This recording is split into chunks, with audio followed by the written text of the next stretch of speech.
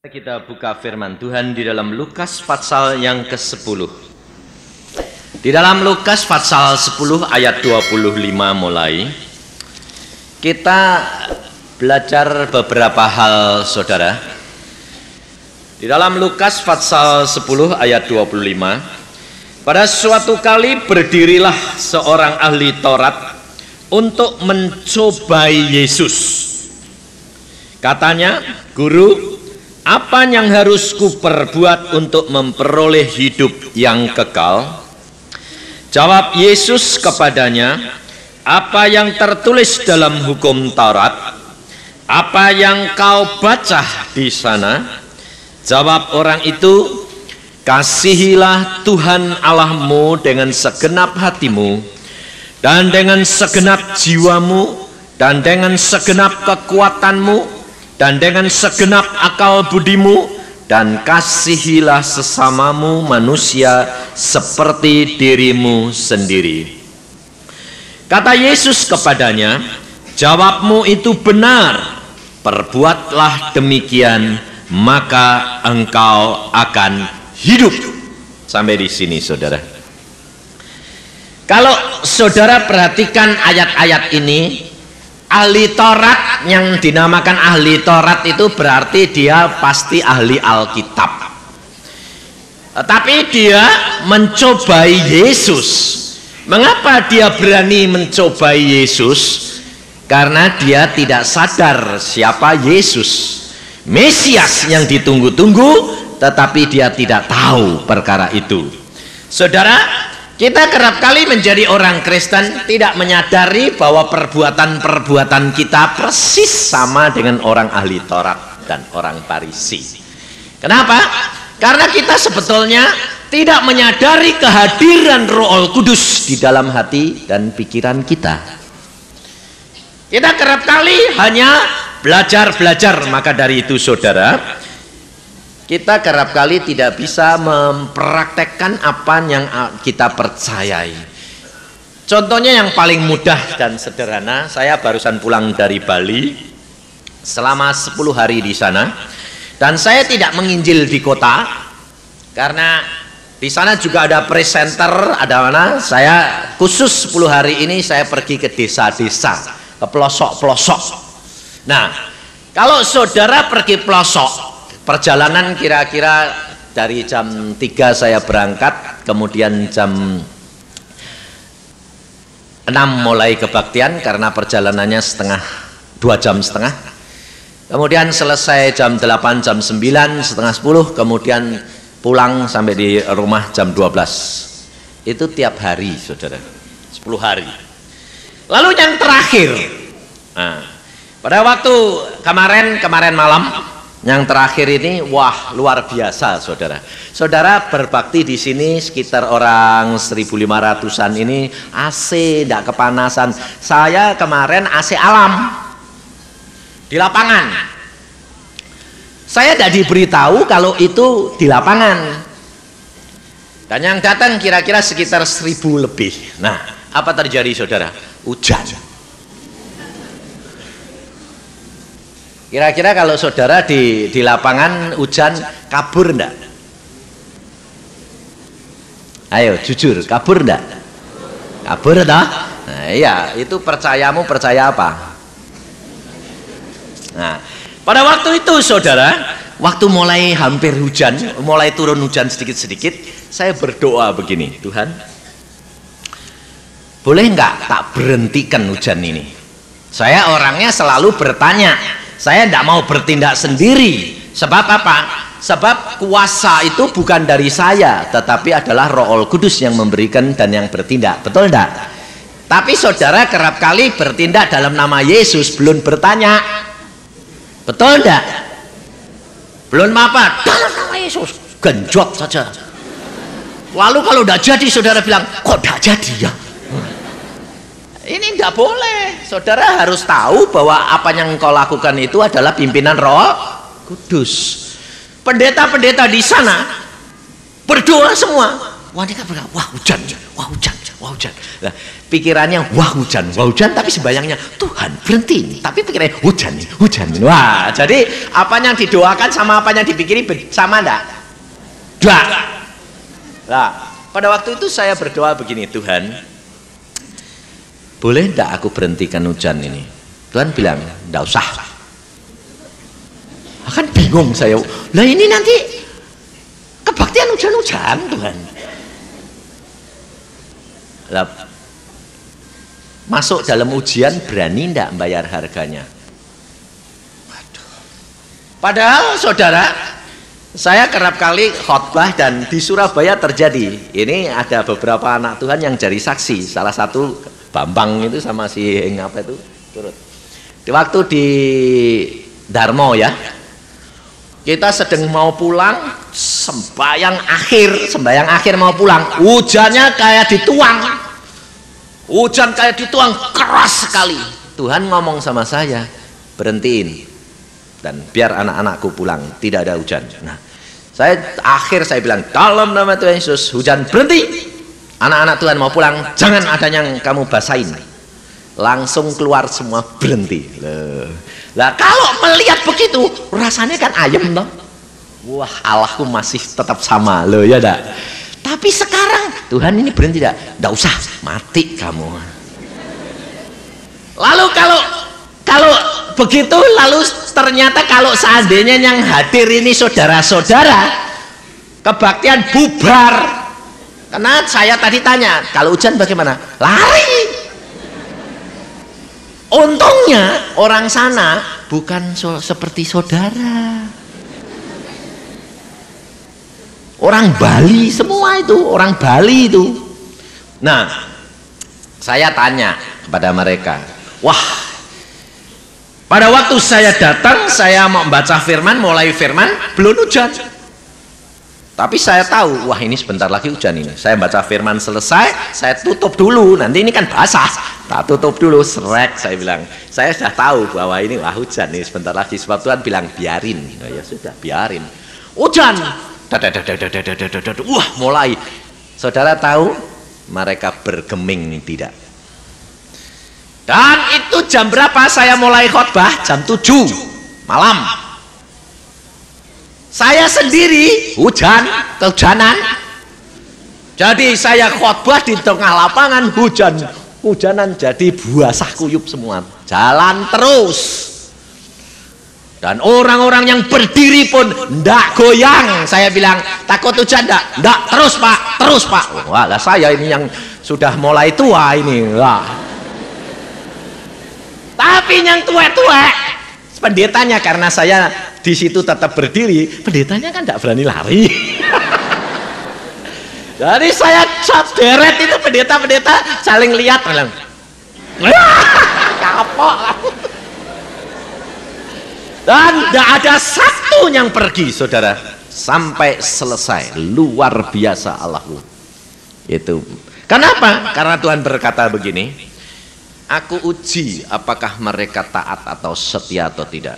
Bukankah sekarang ini sedang mereka dibangun selama 10 hari, dibangunkan, dibangkitkan, mereka akan pergi menginjil, mereka akan pergi ke mana Tuhan utus. Masakan sama hujan saja lari? Bayangin saudara, jadi sampai pulang kering lagi saudara. Di sini saya lihat saudara, kalau orang hidup dengan Yesus sungguh-sungguh, lalu akhirnya saya berdoa begini, apa yang aku harus berdoa Tuhan? Doakan supaya tidak ada yang sakit. Nah, sanggup menanggung segala perkara ini. Karena apa? Kalau mereka sakit, kemuliaan Allah tidak dinyatakan. Nah, saya berdoa. Tidak ada yang sakit, saya sendiri ya tidak sakit toh. Lalu di mana saya tinggal tuh anaknya satu tuh batuk pilek. Lah dia ya turut hujanan, sudah batuk pilek, ini sekarang hujanan. Dia, kamu kok tidak pergi? Loh, yakin om tambah sembuh. Tadi pagi saya tanya, kamu bagaimana, tambah payah atau sembuh? Malah beres kok. Wah, saudara tahu? Kalau engkau hidup dengan Yesus sungguh-sungguh, percayamu engkau proyeksikan di dalam satu perbuatan, kau akan melihat perkara-perkara yang Allah janjikan. Maka dari itu saudara, kekristenan kita kerap kali ini hanya teori. Kekristenan kita kerap kali hanya di pikiran. Dan kita hanya mau hidup di dalam pikiran kita yang menyenangkan hati kita. Kalau saudara ke desa-desa, saya 10 hari, ada satu desa di mana tempat orang Kristen dulu tahun 30-an dibuang ke hutan. Mereka percaya kelompok orang Kristen ini dia tangkap, dibuang di tengah hutan. Hutan itu hutan yang angker, yang menakutkan, setannya banyak. Mereka dilempar di tengah, mereka harus kerja sendiri nebangin hutan untuk hidup di tengah hutan. Sekarang menjadi desa teladan seluruh nasional Indonesia. Dan pada waktu saya datang ke sana, perjalanan 2,5 jam juga masuk ke kampung dalam sekali. Dan kebangunan rohani berapa? 1.500 lebih yang datang. Sekarang sudah mulai digerakkan Tuhan di mana-mana.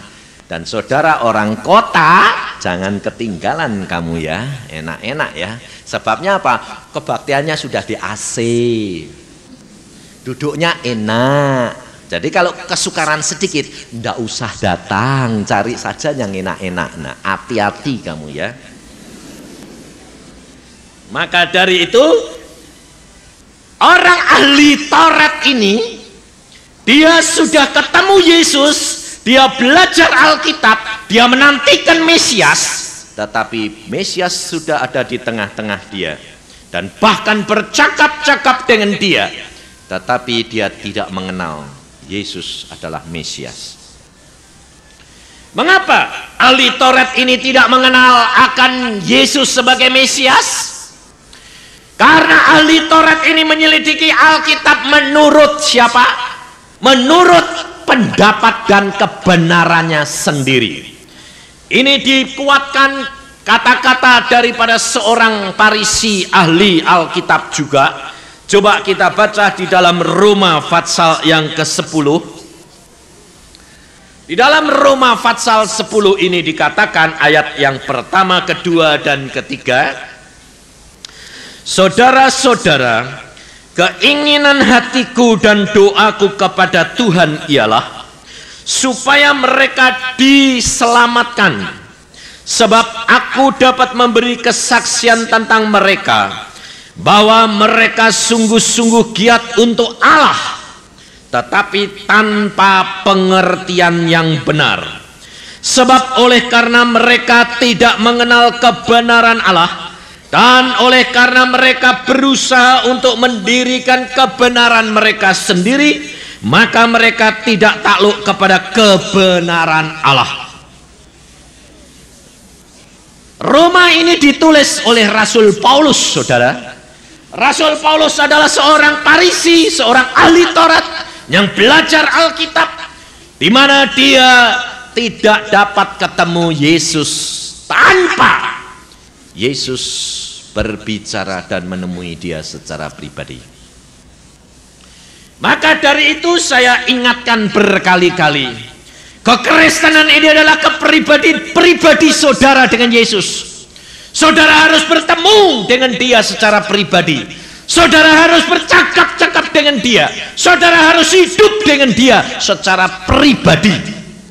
Kalau tidak, saudara tidak akan mempunyai kemampuan dan kekuatan untuk menghadapi kedatangan akan dia.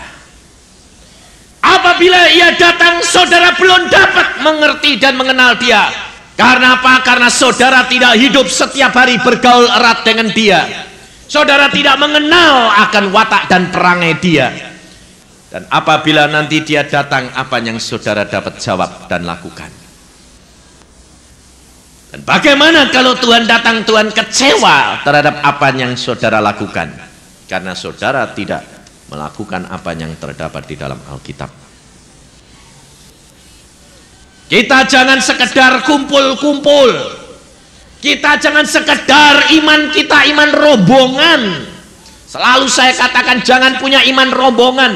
Iman kita adalah iman pribadi. Sebab seperti saya katakan tadi, seandainya di dalam waktu hujan itu satu orang lari, semua turut lari. Betul enggak? Karena apa? Iman rombongan. Tapi ini orang satu tidak ada. Lalu yang paling tua, umurnya 60 berapa itu, saya bilang, setelah selesai saya tanya, Pak, kenapa pendeta ini? Pak, kenapa Bapak tidak pindah? Habis komandannya tidak pergi, saya pergi kan malu saya.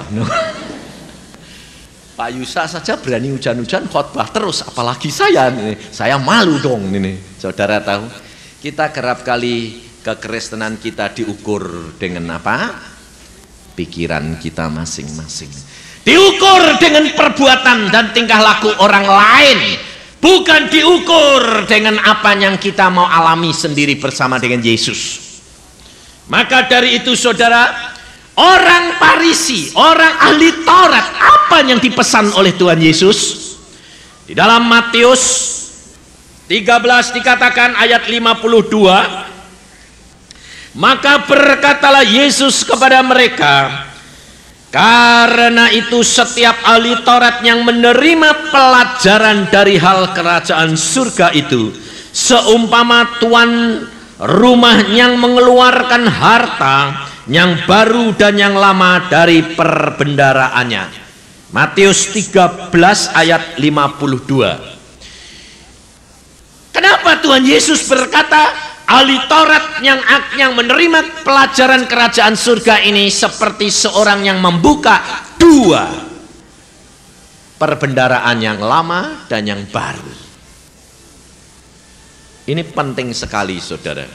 Maka di dalam kehidupan kekristenan, perjanjian lama dan perjanjian baru tidak bisa dipisahkan.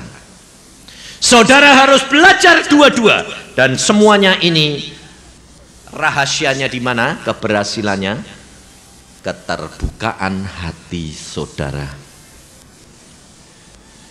Kita kerap kali mau menerima pelajaran khotbah, tetapi kita tidak terbuka.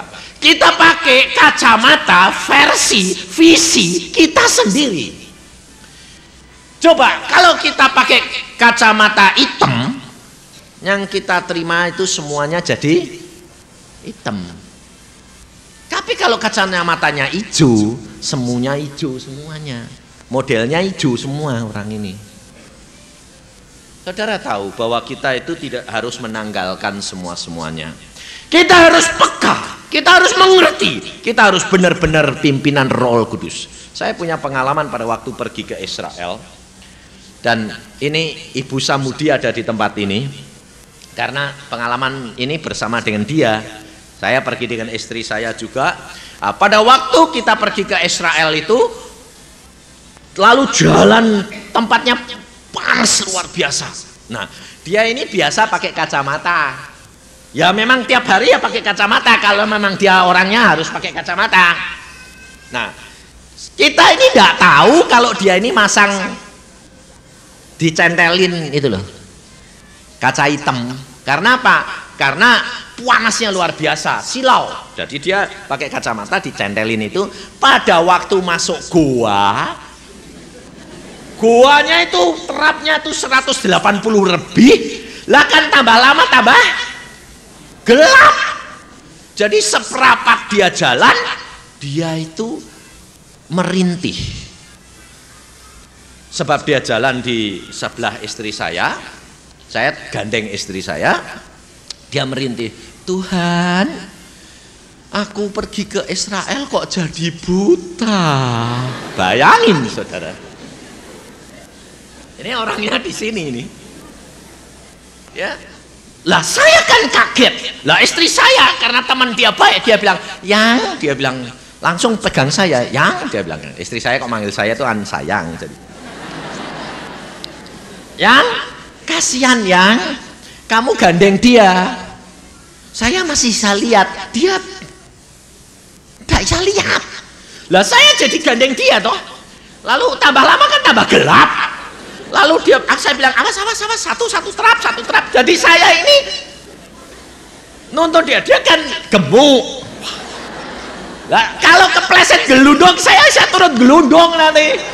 Dan bisa ditempuin sama Pak Samudi. Karena dia ada ikut.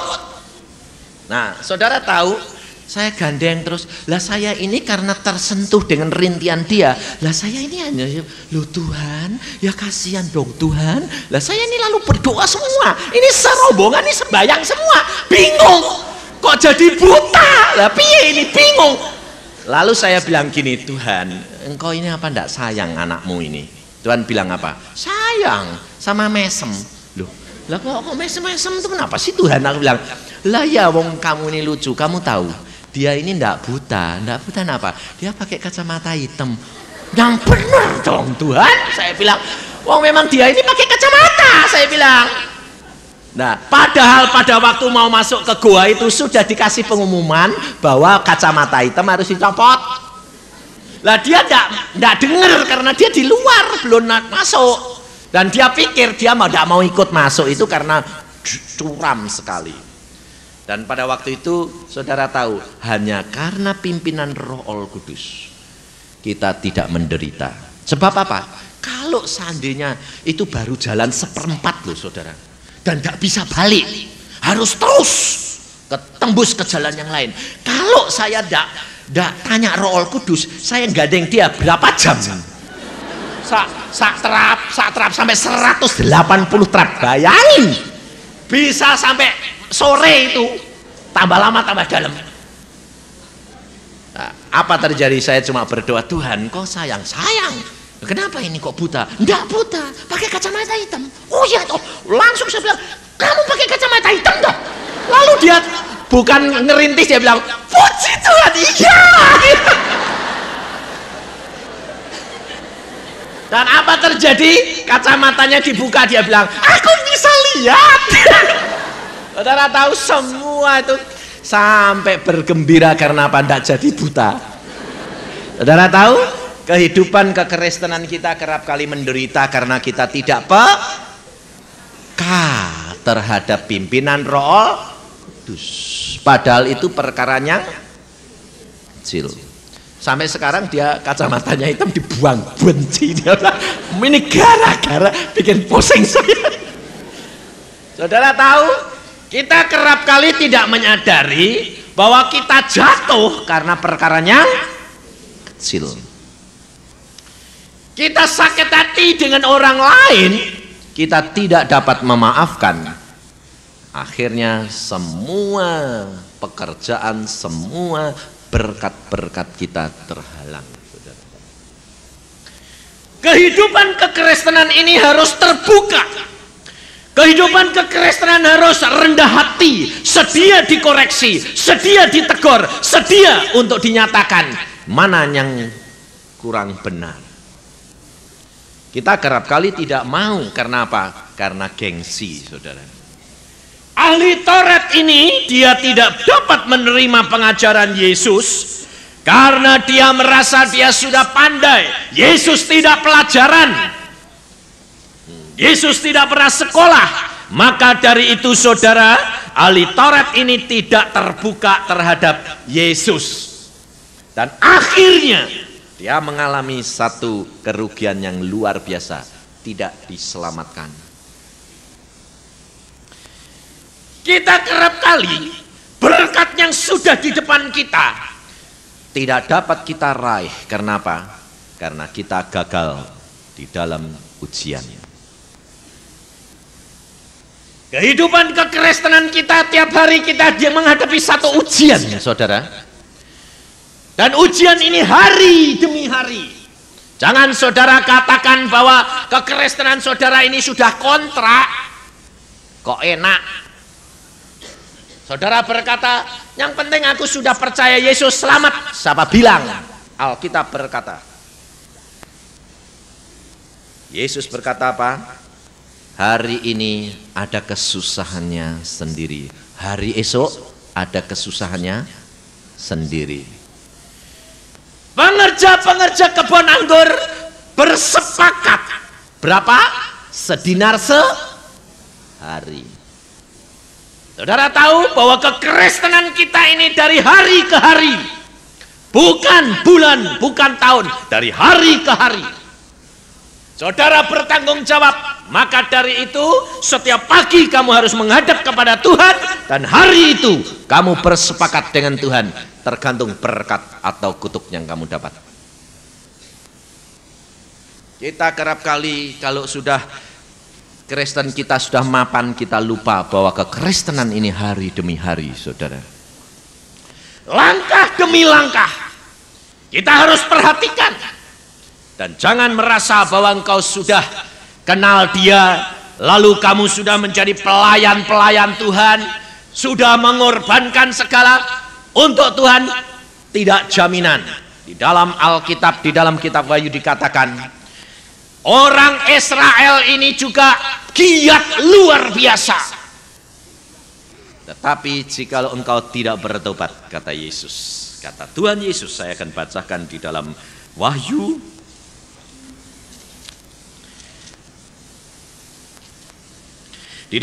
pasal yang kedua,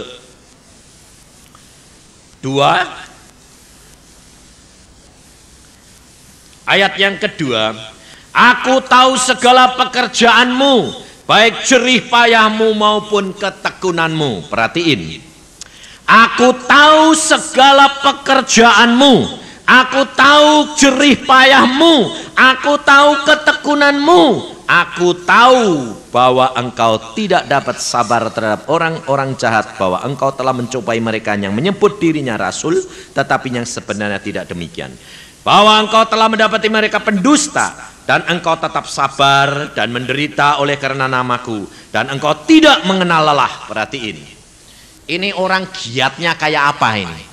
Tekun, rajin, betul tak? Tidak kenal lelah. Tapi Yesus berkata, namun demikian aku mencela engkau karena engkau telah meninggalkan kasihmu yang semula.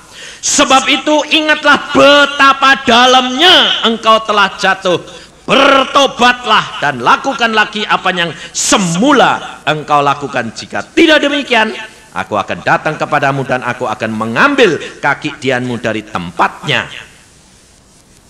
Kalau kaki dian saudara diambil dari tempatnya, itu saudara masuk surga apa enggak? Bagianmu hilang, saudara tahu?